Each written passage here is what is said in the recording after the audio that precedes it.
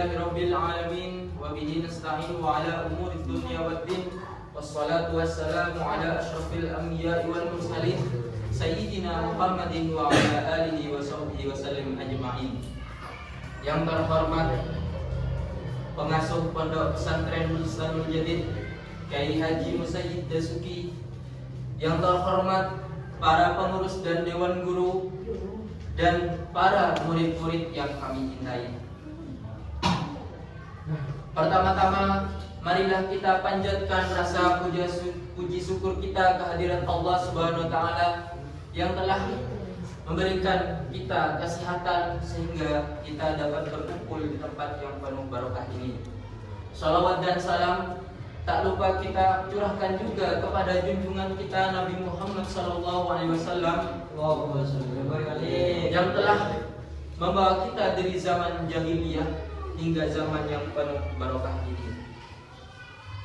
Hadirin yang kami cintai, dalam rangka melaksanakan tugas pidato mata kuliah Retorika Dakwah Fakultas Usuluddin dan Dakwah Institut Agama Islam Negeri Madura, izinkan saya Ahmad Suruji Afandi untuk menyampaikan sebuah pidato yang berjudul Islam Wasatiyah.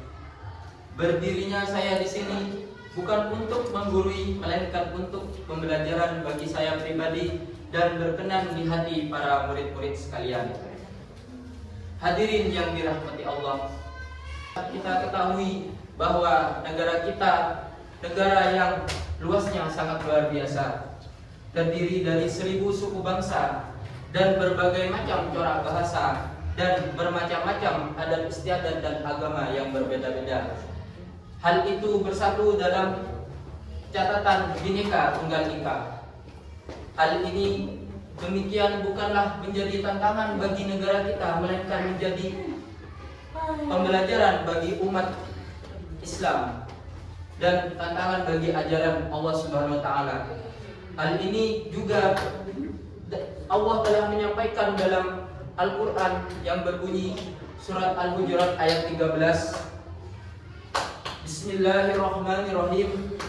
Ya ayyuhan nasu inna khalaqnakum min dzakarin wa unsa wa ja'alnakum syu'uban wa qabaila lita'arafu. Inna akramakum indallahi atqakum innallaha alimun khabir. Artinya, hai manusia, sungguhnya Allah telah menciptakan kamu dari seorang laki-laki dan perempuan, saling kenal mengenal, dan menjadikan kamu berbangsa dan bersuku-suku supaya kamu saling kenal mengenal. Sungguhnya orang yang paling mulia di antara sisi Allah ialah orang yang takwa di antara kamu. Sungguhnya Allah Maha mengetahui lagi Maha mengenal. Hadirin yang berbahagia, Prof. Muhammad Quraish Shihab dalam kitab tafsirnya Al-Misbah menjelaskan bahwa kata lita'arafu dalam ayat tersebut berasal dari kata arafah yang berarti saling kenal mengenal. Semakin kuat pengenalan suatu pihak dengan yang lain, maka semakin terbuka peluang untuk menjadikan kesejahteraan.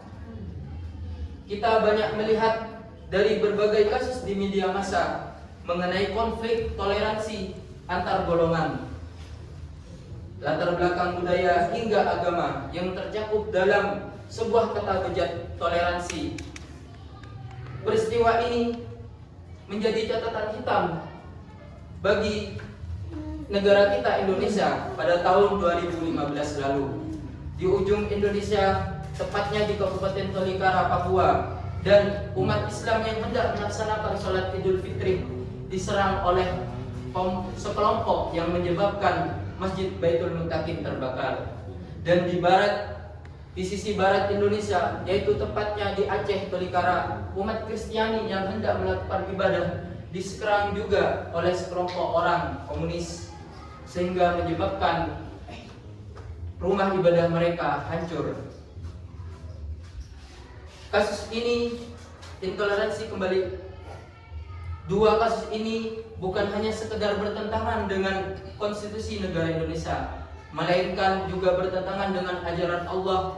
Hal ini karena masyarakat Indonesia belum mengamalkan ajaran kata lita'arafu dan memahami, mendalamkan mendalami kata lita'arafu.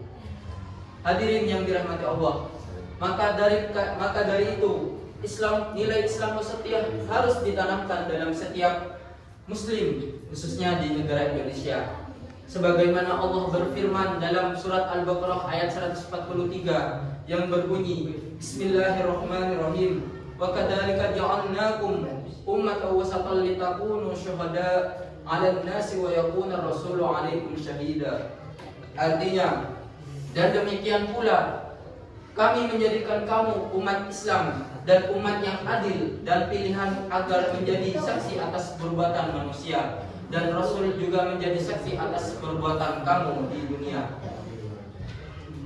Hadirin yang berbahagia, Muhammad bin Mukrin mengartikan Islam wasatiyah adalah suatu yang berada di tengah antara dua sisi, tidak ekstrim kanan maupun tidak ekstrim kiri, tidak liberal maupun tidak komunis.